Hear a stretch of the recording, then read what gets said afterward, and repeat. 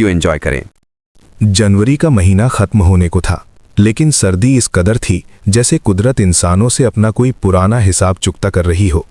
रात के 10 बज रहे थे, मगर गांव की गलियों में ऐसा गहरा सन्नाटा छाया हुआ था कि अगर सूखा पत्ता भी दरख्त से गिरता तो उसकी आवाज़ बम के धमाके की मानिंद गूंजती।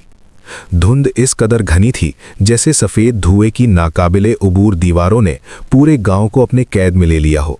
सफाई नज़र बिल्कुल ना के बराबर थी। राजेश, जो शहर की चकाचौंध से थक कर नए नए अपने आबाई गांव लौटा था, अपने पुराने सादा जोड़े में कच्ची सड़क पर चल रहा था। उसे धुंध में अपने ही हाथ साफ दिखाई नहीं दे रहे थे। उसकी सांसें जम रही थीं और जब वो बोलता तो मुंह से निकलता धुआं धुंध में मिलकर गायब हो जाता। उसके जूतों के नीचे चरमराते सूखे पत्ते ऐसा एहसास दे रहे थे जैसे कोई नादीदा ताकत उसके पीछे पीछे चल रही हो। उसने एक बार पीछे मुड़कर देखा, मगर वहां सिर्फ सफ़ेद चादर के सिवा कुछ न था। राजेश बड़बड़ाया, ये चाय भी ऐसी कमबख्त चीज़ है कि इसके बगैर रहा भी नहीं जाता, और ये सर्दी ऐसी लग रही है जैसे ये जनवरी जाते जाते मेरी रूह निकाल कर ही जाएगी। शहर में ही ठीक था, कम से कम हीटर तो था। उसका जिस्म कांप रहा था, और धड़कनें सर्दी की वजह से नहीं बल्कि उस अजीब सन्नाटे की वजह से तेज थीं जो कानों के पर्दों को फाड़ रहा था। जैसे जैसे वो आगे बढ़ रहा था, उसे अजीब अजीब आवाज़ें सुनाई देने लगीं। कभी किसी दूर के कुएं से बाल्टी के टकराने की आवाज़, तो कभी किसी बंद मकान की छत पर भारी कदमों की आहट। ऐसा लग रहा था जैसे छत पर कोई देव हैकल जानवर जंजीरें घसीट रहा हो। पूरे गांव में सन्नाटा था।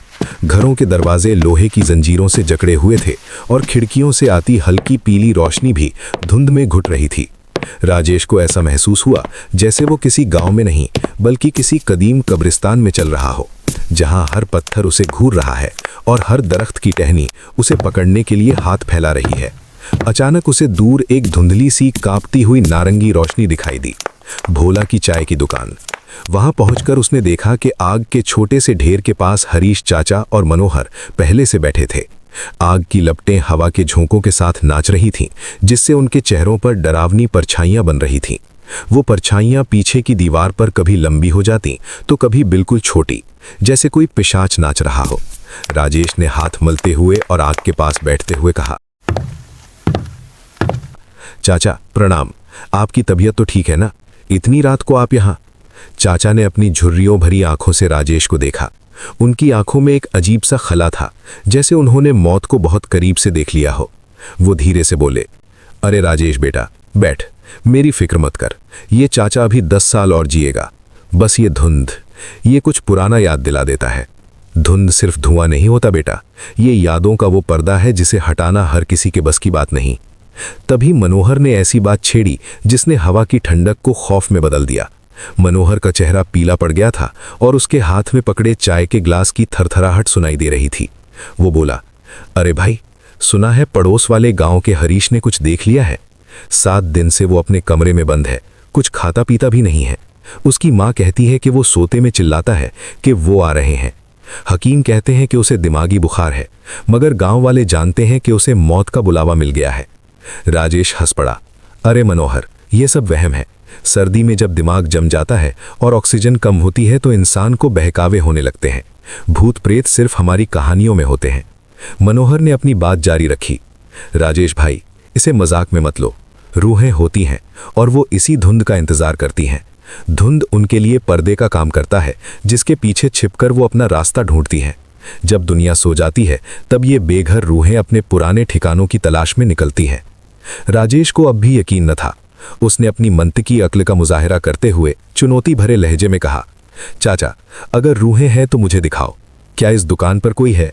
क्या इस धुंध में कोई हमें देख रहा है? ये सब खौफ का कारोबार है। चाचा का चेहरा अचानक पत्थर जैसा सख्त हो गया। उन्होंने आग में एक सूखी लकड़ी फेंकी, जिससे चिंगारियां आसमान की तरफ उठीं और फिर धुंध में गायब हो गईं। उन्होंने बहुत गंभीर और भारी आवाज में कहा, बेटा, 40 साल पहले भी मैं तुम्हारी तरह ही बेखौफ और मंतकी था।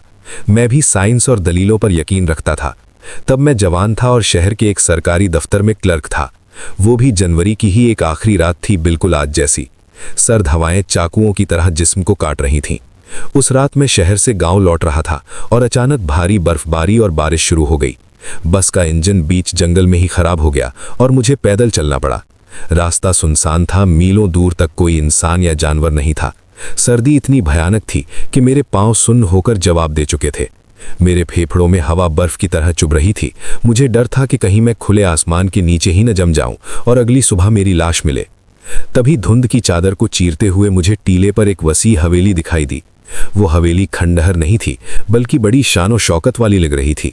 उसकी मीनारें आसमान को छू रही थीं और खिड़कियों के शीशे टूटे हुए थे, फिर भी उनमें से एक अजीब सी नीली चमक आ रही थी। अपनी जान बचाने के लिए मैंने उस भारी लकड़ी के दरवाजे को खटखटाया। दरवाजा एक बूढ़ी औरत और एक छोटी बच्ची ने खोला। बूढ़ी औरत का कद बहुत छोटा था और वो झुककर चल रही थी। उसके चेहरे पर इतनी झुर्रियां थी कि उसकी आंखें ढूंढना मुश्किल था। बच्ची के हाथ में एक पीतल का पुराना दिया था। मैंने गौर किया कि उनके चेहरे बर्फ की तरह सफेद और बिल्कुल बेजान थे, जैसे उनमें खून का एक कतरा भी ना हो। उनके जिस्म से मिट्टी और कपूर की मिलीजुली बू आ रही थी। औरत ने बड़ी शाइस्तगी और भारी खोखली आवाज में मुझे अंदर बुलाया। हवेली के अंदर का माहौल बाहर से भी ज्यादा ठंडा था। ऐसा लग रहा था जैसे हवेली की दीवारें ठंड उगल रही हों। औरत ने मुझे एक पुराना कमरा दिया, जहां एक भारी नक्शो निगार वाली लकड़ी की चारपाई और एक फटी हुई धूल भरी रजाई थी। कमरे की दीवारों पर बुजुर्गों की अजीब सी बड़ी बड़ी तस्वीरें थीं, जिनमें लोगों की आंखें मेरा पीछा कर रही थीं।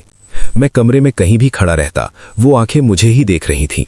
मैं इतना थक चुका था कि मैं रजाई ओढ़कर फौरन सो गया, बिना ये सोचे कि इस वीरान इलाके में ये दो लोग कैसे रह रहे हैं। लेकिन आधी रात को मेरी नींद एक ऐसी आवाज से खुली जिसने मेरे जिस्म का सारा खून खुश्क कर दिया। बाहर गलियारे में किसी बच्चे के बिलक बिलक कर रोने की आवाज आ रही थी। वो रोना इतना दर्दनाक था जैसे कोई उसे जिंदा काट रहा हो या जैसे कोई सदियों से भूखा हो। मेरा कलेजा कांप उठा। मैंने सोचा शायद बच्ची को कोई तकलीफ है या वो डरी हुई है। मैंने हिम्मत जोड़कर उठा और दरवाजे तक गया, मगर जैसे ही मैंने अपना कांपता हुआ हाथ लोहे के ठंडे हैंडल पर रखा, रोना अचानक बंद हो गया। सन्नाटा और भी भयानक हो गया। अगले ही पल एक भयानक गैर इंसानी हंसी पूरे घर में गूंजने लगी। वो हंसी किसी इंसान की नहीं हो सकती थी। वो हंसी दीवारों से, फर्श से और छत से एक साथ आ रही थी। ऐसा लग रहा था जैसे कोई दीवार के पार नहीं, बल्कि दरवाजे के बाहर हवा में हंस रहा हो। मैंने अपनी आंखों से देखा कि दरवाजे के नीचे की दरार से काला गाढ़ा धुआं अंदर आ रहा था। मैं पूरी रात हनुमान चालीसा का जाप करता रहा। मेरी रूह कांप उठी थी और खौफ के पसीने से मेरी रजाई पूरी तरह भीग गई थी। मुझे लग रहा था कि रजाई के बाहर कोई हाथ मुझे खींचने का इंतजार कर रहा है। जैसे ही सुबह की पहली किरण खिड़की से आई, मैंने वहां से बिना पीछे मुड़े भागने का फैसला किया। मेरा मन कह रहा था कि यहाँ कुछ तो बहुत गलत है। मैं दबे पांव कमरे से बाहर निकला। जैसे ही मैं मुख्य हॉल में पहुंचा, वो छोटी बच्ची रास्ते में बिल्कुल साकित खड़ी मिली। दिन की हल्की रोशनी में मैंने देखा कि उसकी आंखें सफेद नहीं, बल्कि बिल्कुल कोयले जैसी काली थीं। कोई पुतली नहीं, कोई चमक नहीं। चाचा, इतनी जल्दी मत जाओ, हमें बहुत भूख लगी है। कल रात भी हमें बहुत भूख लगी थी, पर हमने दादी के कहने पर बहुत मुश्किल से खुद को रोका। दादी ने कहा था कि मेहमान को पहले आराम करने देना चाहिए ताकि उसका गोश्त नरम हो जाए। मेरा गला सूख गया। मेरे मुंह से आवाज नहीं निकल रही थी। मैंने कांपते हुए कहा, बेटा, मेरे बच्चे घर पर इंतजार कर रहे होंगे, मुझे जाना होगा।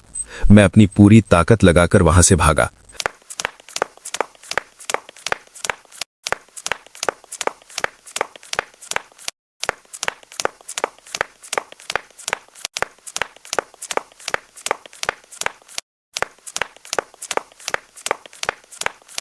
लगभग 2 मील दौड़ने के बाद जब मेरी सांसें उखड़ रही थीं, तो सड़क किनारे एक छोटी सी चाय की दुकान पर रुका।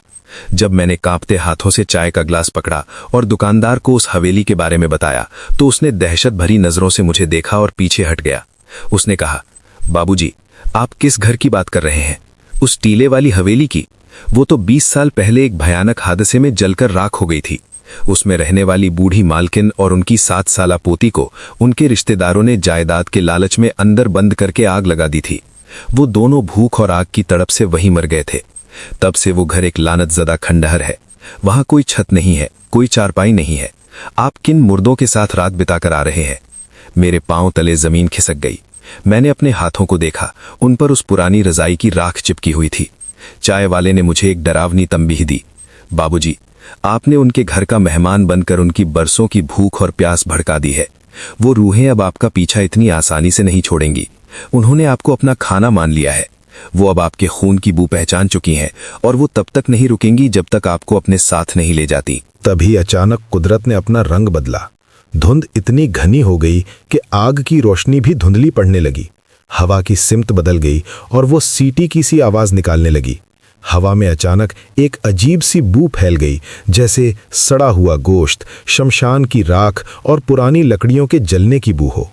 मुझे लगा जैसे मेरे कान के पीछे कोई सांस ले रहा है। मैंने पीछे मुड़कर देखा तो वहां कोई नहीं था। तभी दुकान के पास वाले वसी और पुराने बरगद के दरख्त के पीछे से दो साए आहिस्ता आहिस्ता उभरने लगे। वही बूढ़ी औरत और वो छोटी बच्ची, मगर अब वो वैसी नहीं थी। धुंध के बीच उनकी सूरत और भी भयानक थी। उनके चेहरे अब पूरी तरह गल चुके थे, जबड़े लटके हुए थे जिनसे राल टपक रही थी और आंखों के खाली गड्ढों से गाढ़ा काला खून बह रहा था। बूढ़ी रूह ने एक ऐसी आवाज में चीख मारी जो जमीन के अंदर से आती हुई लग रही थी, जिसे सुनकर दुकान के बर्तन खुद ही हिलने लगे। तूने हमारी मेहमान नवाजी ठुकराई, तूने हमारा घर छोड़ दिया, अब तुझे हमारा खुराक बनना होगा, हमें 40 साल से इंतजार है। बच्ची ने अपनी उंगलियां चटखाते हुए मेरी तरफ बढ़ी। उसकी हर हड्डी के टूटने की आवाज कट कट करके साफ सुनाई दे रही थी। वो हवा में तैरती हुई लग रही थी। वो अपनी काली आंखों से सबकी तरफ देखते हुए बोली, दादी, आज तो बहुत सारे शिकार हैं। ये चाय वाला, ये जवान लड़का राजेश जिसकी रूह अभी ताजा है, सबको खा लें क्या? हमारी भूख बहुत पुरानी है दादी। मैं अपनी जगह से हिल नहीं पा रहा था, जैसे मेरे पांव जमीन में जम गए हों। तभी गांव के मुखिया ने, जो वहीं पास के मकान में रहते थे, खिड़की से ये मंजर देखा। उन्होंने फौरन अपने वफादार नौकर भानु को खुफिया रास्ते से भेजा कि तांत्रिक अघोरी बाबा को बुला लाओ, जो गांव के बाहर कली मंदिर के पास एक झोपड़ी में ठहरे थे। सूरत हाल बेकाबू हो रही थी। वो बच्ची गैर मामूली ताकत से पत्थरों, लकड़ी के लट्ठों और चाय के शीशे के गिलासों को हवा में उड़ाकर लोगों पर हमला करने लगी। तभी धुंध को चीरते हुए तांत्रिक बाबा मंत्रों का तेज और गरजदार जाप करते हुए वहां पहुंचे। उनके गले में रुद्राक्ष और खोपड़ियों की माला थी, माथे पर राख का तिलक था। उनके एक हाथ में एक कदीम इंसानी खोपड़ी और दूसरे में एक भारी लोहे का तरशूल था। उन्होंने अपना तरशूल जमीन पर जोर से पटका, जिससे बिजली जैसी एक कौंड पैदा हुई। उन्होंने चिल्लाकर कहा, पीछे हट जाओ दुष्ट रूहें, ये जिंदों की दुनिया है, यहां तुम्हारा कोई ठिकाना नहीं है, तुम अपनी हद पार कर रही हो।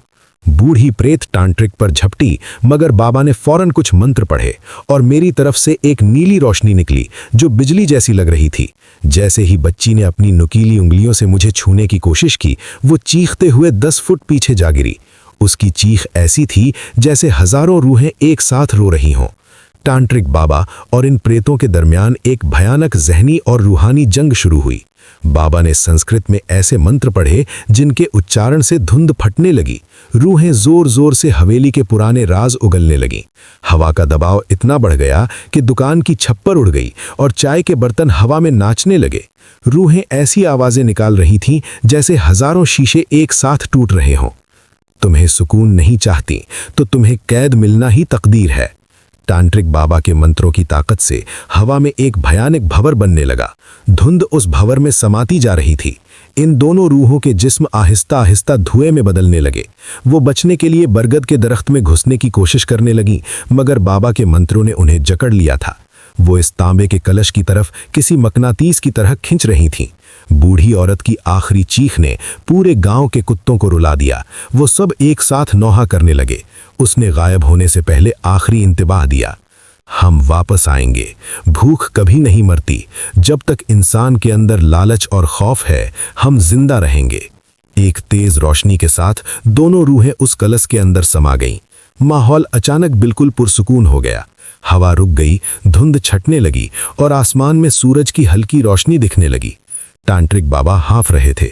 उनका जिस्म पसीने से तर था।